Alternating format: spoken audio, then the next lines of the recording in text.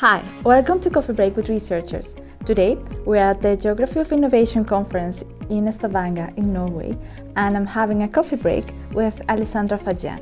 She's the Vice Rector for Research, Director of the Social Sciences area, and a Professor of Applied Economics at the Gran Sasso Science Institute in Italy.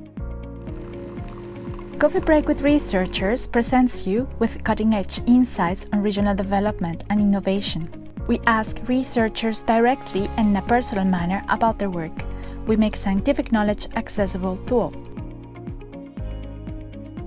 Alessandra, thank you very much for accepting this invitation to a coffee break with me. Thank you for inviting me.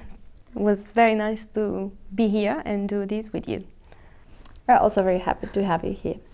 I would like to talk with you today about a paper you wrote in which you analyze the role of creativity, entrepreneurship, or human capital in economic growth.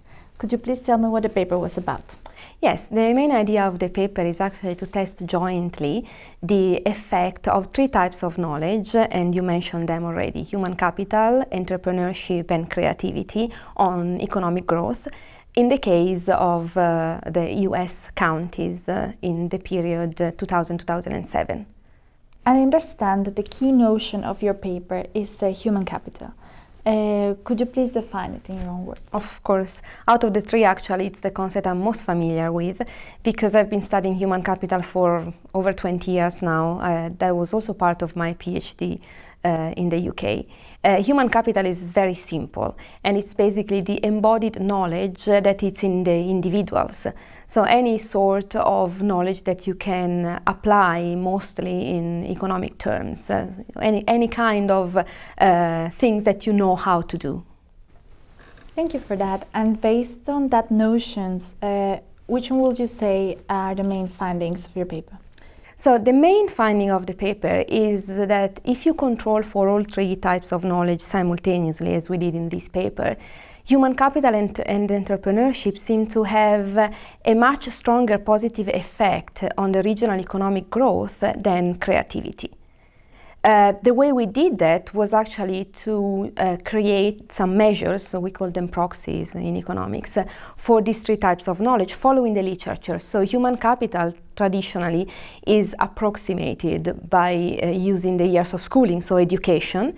Entrepreneurship, it's normally measured either with the self-employment or with small, medium-sized enterprises shares at a regional level, and creativity using the codes that were provided by Florida in his original work in 2002.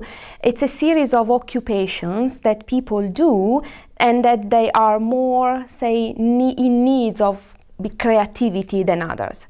So that's what we did. We actually created these variables and we tested the effect of these three variables simultaneously on the growth of counties in the US. That's indeed very interesting. And I'm also wondering which one was your main motivation in a personal way or driver to do this paper? It was mainly to actually understand the relationship between especially human capital and the creative class and creativity. Because I moved in 2005, I moved from the University of Reading, where I was in an economics department, to the University of Southampton, where I was in a geography department, surrounded by all these human and economic geographers who at the time were talking about this work by Florida and the creative class. And to me, this concept of creative class was reminding me a lot. I could see some overlapping with the concept of human capital. So I guess I wanted to try and understand how the two concepts were related.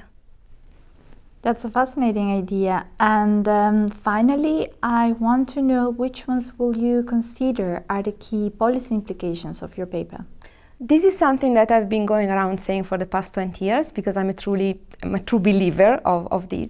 And it's that, of course, we don't have infinite resources to invest in all these drivers for innovation.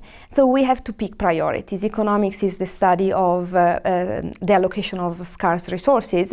So if we do have scarce resources and we do have to pick one priority, just one, my first priority will always be human capital. Of course, there are a lot of other dimensions that we have to take into account, but if I had to pick just one, start from a key point, I would always invest in human beings, because once you have a high human capital, you have ideas, you have people that are more innovative, and so you can start from there to build actually a stronger economy.